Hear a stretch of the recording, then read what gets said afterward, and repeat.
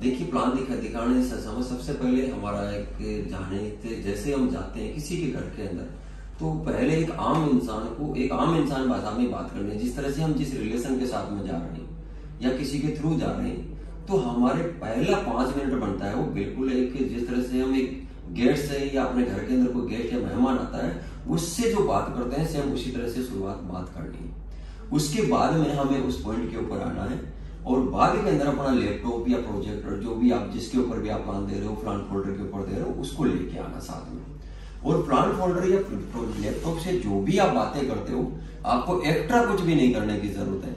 आपको वही बातें करना है जो हमारा स्लाइड बताता है। जितना ज्यादा सिंपल और जितना ज्यादा कम बोलोगे उतना अच्छा रिजल्ट आएगा।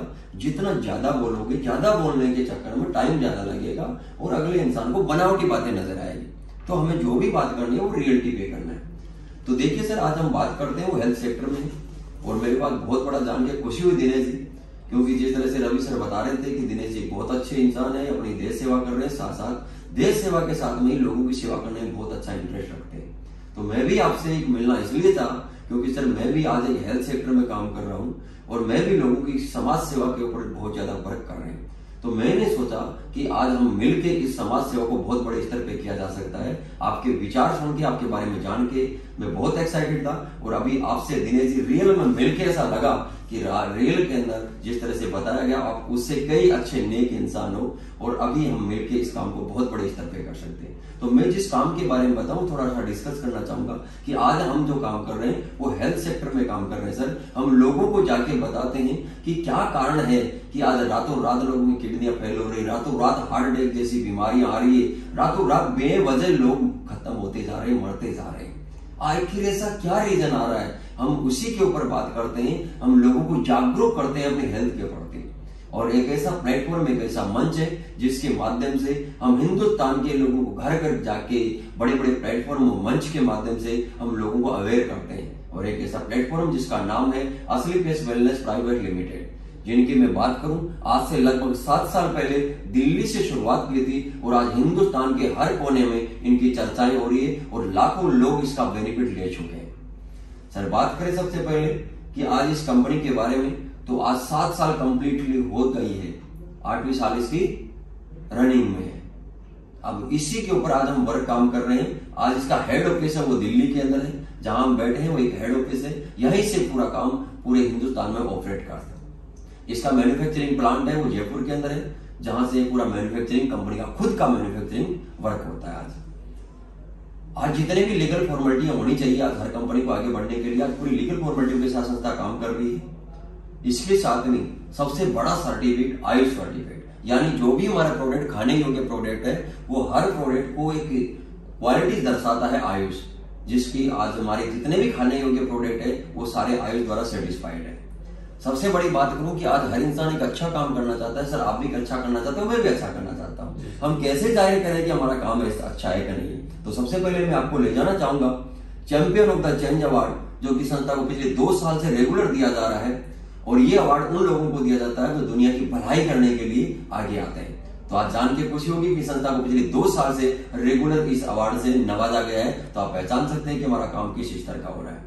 इसके साथ ही बहुत सारे अवार्ड हैं जो समय समय पर संस्था को मिलता रहा है, जैसे कि आप देख सकते हो इंडियन आईकोर business award, million billions award, Bharat Shaurya Sankalp Shri award, और इस तरह से बहुत सारे अवार्ड हैं जो आज आप देख पा रहे हो। इनसे आज संस्था को नवाजा गया है। सबसे बड़ी बात मैं आपको अभी भी बता रहा था कि आज हमने देखा है कि क्या ऐसा कारण है कि आज हमारे लाइफ के अंदर बदलाव आ गया। सर, हम थोड़ा पीछे की बात है, पहले समय था कि लोग 100 साल उम्र तक जीते थे, लेकिन बहुत सारे ऐसे एग्जाम्पल मिलेंगे जो कभी डॉक्टर के पास में मिलेंगे। ऐसा होता था कि नहीं सर? yes.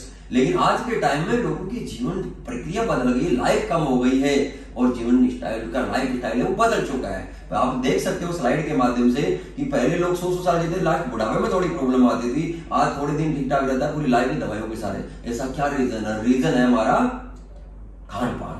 अब खान पान की बात करें दिनेश जी, तो आपको माइंड में आता होगा यार खान पान तो आज भी खाते हैं, खान पान पहले भी खाता था, लेकिन पहले में और आज में परिवर्तन क्या है उसके ऊपर मैं बात करूं। पहले एक इंसान स्वस्थ वातावरण में रहता था, अच्छा शुद्ध देसी खाना खाता था, पूरी अच्छी एक्टिविटी करते थे, शरीर से मेहनत करते थे, जिसके कारण से उनका शरीर पूरा फिट रहता था। लाइफ बुढ़ापे में थोड़ी बहुत दिक्कतें होती थी, ऐसे ही आज अगर आज की बात करें, एक इंसान आज जन्म ही हॉस्पिटल में लेता है और शुरुआत ही उसको फास्ट फूड से शुरुआत ही किया जाता है। माँ के दूध की जगह पाउडर का दूध इस्तेमाल होता है और उसके बाद में सुबह नाश्ते के अंदर पिज्जा बर्गर से उसकी दिनचर्या स्टार्ट होती है। यही कारण रहा थोड़े दिन जीता पूरी लाइफ दवाइयों के सारे निकालता है। ऐसा होता है कि नहीं होता? ऐसा हुआ क्यों? ऐसा इसलिए हुआ कि जैसे जैसे साइंस प्रोग्रेस कर रही है, कुछ इसके फायदे भी और कुछ नुकसान भी हो रहे हैं।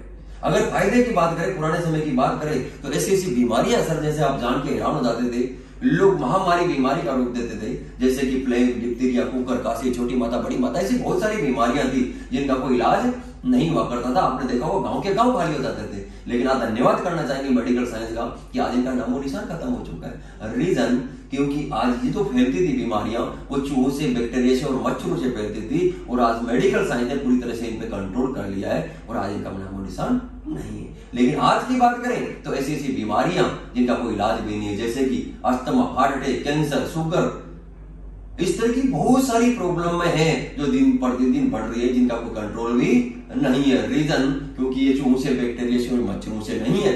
इनका फैलने का रीजन है हमारी लाइफ स्टाइल, हमारा खान पान।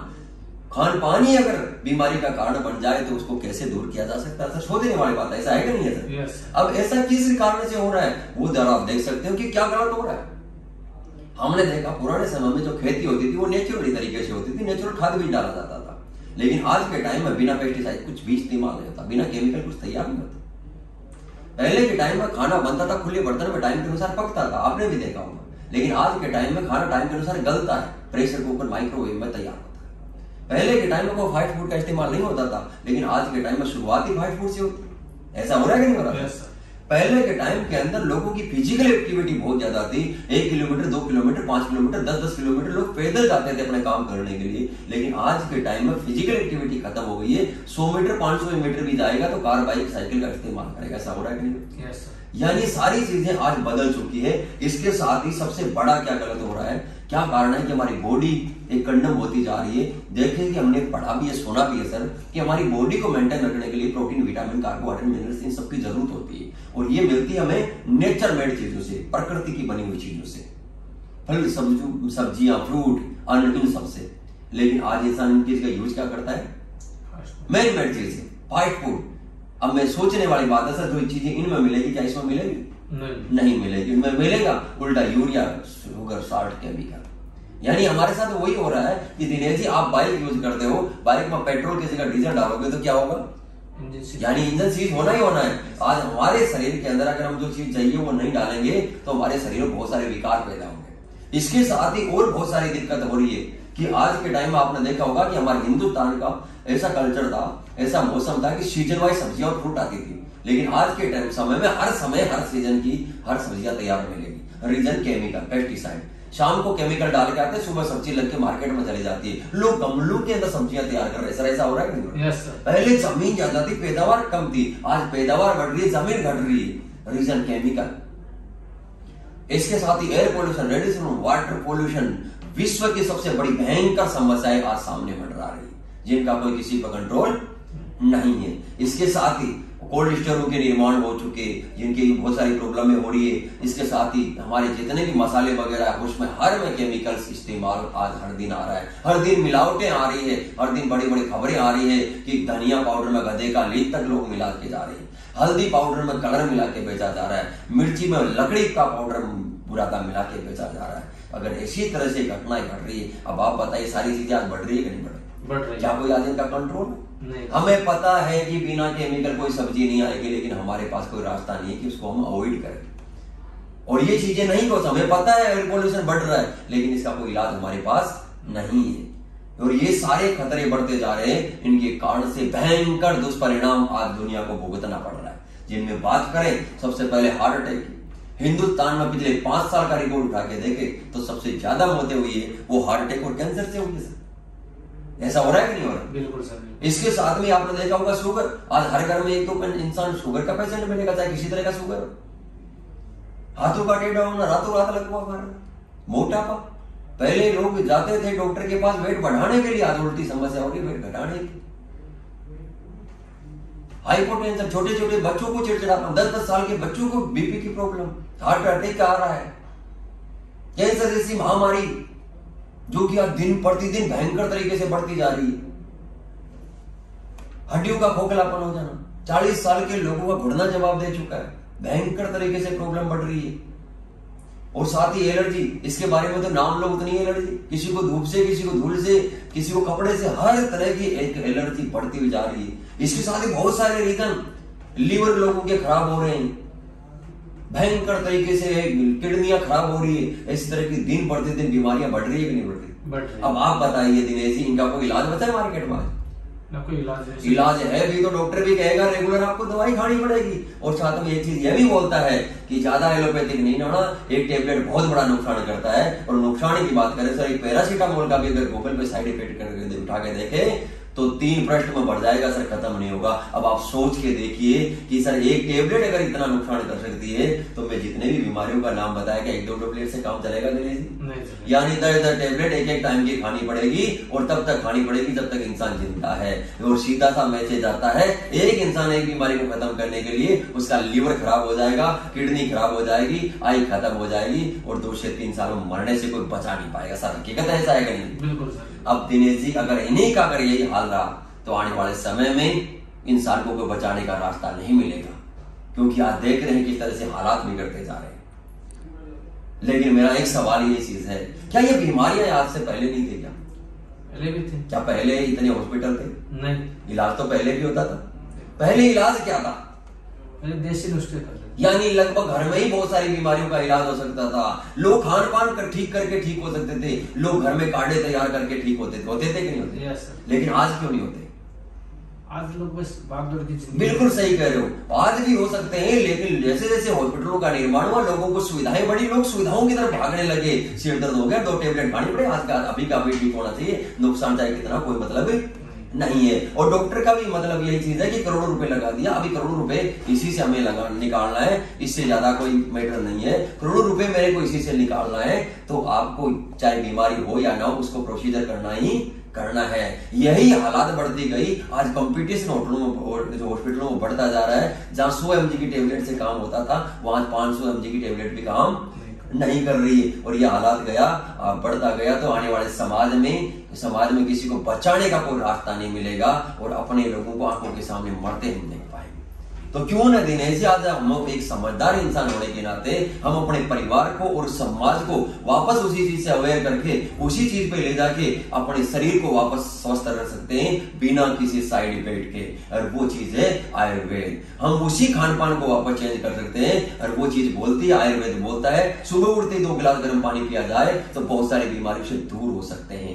घर में अगर मसालेदानी है, बाहर से साबुत लाके कूट के तैयार करें तो मिलावट से बचा सकते हैं। घर में रिफाइंड लाते हैं, जो कि सबसे बड़ा जहर आज के टाइम में वही है, उसकी जगह सही तेल का इस्तेमाल करें, राइस ब्राइन ऑयल का इस्तेमाल करें तो बहुत सारी बीमारियों से बचा सकते हैं अपने परिवार को। घर के अंदर शुगर की जगह अगर गुड़ का इस्तेमाल करें तो आपकी बॉडी में एक तरह का एंटीबायोटिक का काम करता है।